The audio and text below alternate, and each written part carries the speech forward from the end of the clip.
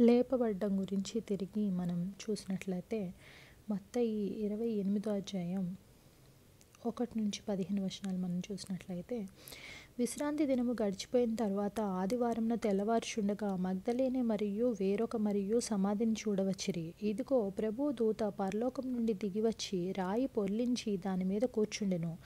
అప్పుడు మహా భూకంపము కలిగెను. ఆ దూత స్వరూపము మెరుపు వలె నుండెను. అతని వస్త్రము హిమమంత తెల్లగా ఉండెను. అతనికి భయపడుట వలన కావలివారు వణికి చచ్చిన వారి వలె ఉండిరి.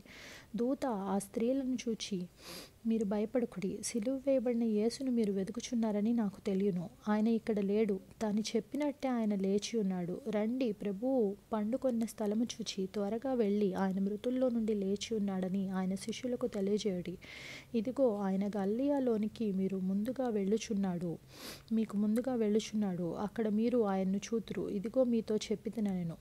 వారు భయముతోనూ మహా ఆనందంతోనూ సమాధి యొద్ద నుండి త్వరగా వెళ్ళి ఆయన శిష్యులకు ఆ వర్తమానం తెలుప పరిగెత్తుచుండగా యేసు వారిని ఎదుర్కొని, మీకు శుభమని చెప్పెను. వారు ఆయన యొద్దకు వచ్చి ఆయన పాదములు పట్టుకొని ఆయనకు మ్రొక్కగా, యేసు భయపడకుడి, మీరు వెళ్ళి నా సహోదరులు గలిలయకు వెళ్ళవలెననియు వారక్కడ నన్ను చూతురనియు వారికి తెలుపుడనెను.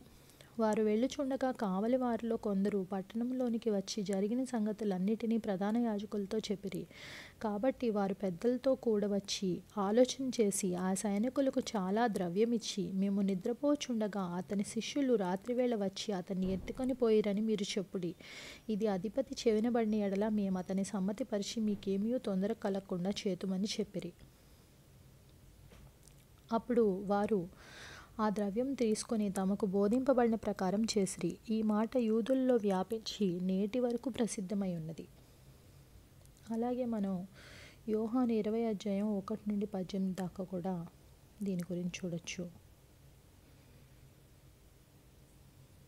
ఆదివారంన ఇంకనూ చీకటిగా ఉన్నప్పుడు మగ్దలేనే మరియు పెందలకడ సమాధి వద్దకు వచ్చి సమాధి మీద ఉండిన రాయి తీయబడి ఉండుట చూసెను.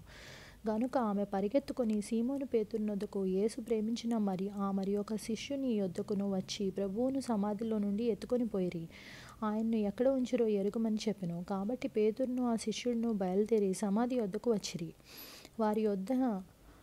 వారిద్దరును కూడి పరిగెత్తుచుండగా ఆ శిష్యుడు పేతురు కంటే త్వరగా పరిగెత్తి ముందుగా సమాధి వద్దకు వచ్చి వంగి నారబట్టలు పడియుండుట చూచెను. గాని అతడు సమాధిలోనికి ప్రవేశింపలేదు. అంతటి సీమోను పేతురు అతని వెంబడి వచ్చి సమాధిలో ప్రవేశించి నారబట్టలు పడియుండుటయు ఆయన తల రుమాలు నారబట్టల యొద్ద ఉండగా వేరుగా ఒక చోట చుట్టిపెట్టి ఉండుటయు చూచెను. అప్పుడు మొదట సమాధి వద్దకు వచ్చిన శిష్యుడు లోపలికి పోయి చూచి నమ్మెను. ఆయన మృతుల్లో నుండి లేచుట అగత్యమను లేఖనము వారింకనూ గ్రహింపరైరి. అంతటా ఆ శిష్యులు తిరిగి తమ వారి యొద్దకు వెళ్ళిపోయిరి. అయితే మరియా సమాధి బయట నిలిచి ఏడ్చుండెను. ఆమె ఏడ్చుచు సమాధిలో వంగి చూడగా తెల్లని వస్త్రములు ధరించిన 2 దేవదూతలు యేసు దేహము ఉంచబడిన స్థలములలో తలవైపున ఒకడును కాళ్లవైపున ఒకడును కూర్చుండుట కనబడెను. వారు, అమ్మా, ఎందుకు ఏడ్చుచున్నావని ఆమెను అడుగగా ఆమె నా ప్రభువును ఎవరో ఎత్తుకొని పోయిరి, ఆయన్ను ఎక్కడ ఉంచిరో నాకు తెలియలేదని చెప్పెను. ఆమె ఈ మాట చెప్పి వెనుక తట్టు తిరిగి యేసు నిలిచియుండి చూచెను గాని ఆయన యేసు అని గుర్తుపట్టలేదు. యేసు, అమ్మా, ఎందుకు ఏడ్చుచున్నావు, ఎవరిని వెతుకుచున్నావు అని ఆమెను అడుగగా ఆమె ఆయన తోటమాలి అనుకుని, అయ్యా, నీవు ఆయన్ను మోసుకొని పోయిన యెడల ఆయన్ను ఎక్కడ ఉంచితివో నాకు చెప్పుము, నేను ఆయన్ను ఎత్తుకొని పోదునని చెప్పెను. యేసు ఆమెను చూచి మరియా అని పిలిచెను. ఆమె ఆయన వైపు తిరిగి ఆయన హెబ్రీ భాషలో రబ్బూని అని పిలిచెను. ఆ మాటకు బోధకుడని అర్థము. యేసు ఆమెతో, నేను ఇంకనూ తండ్రి యొద్దకు ఎక్కిపోలేదు గనుక నన్ను ముట్టుకొనవద్దు.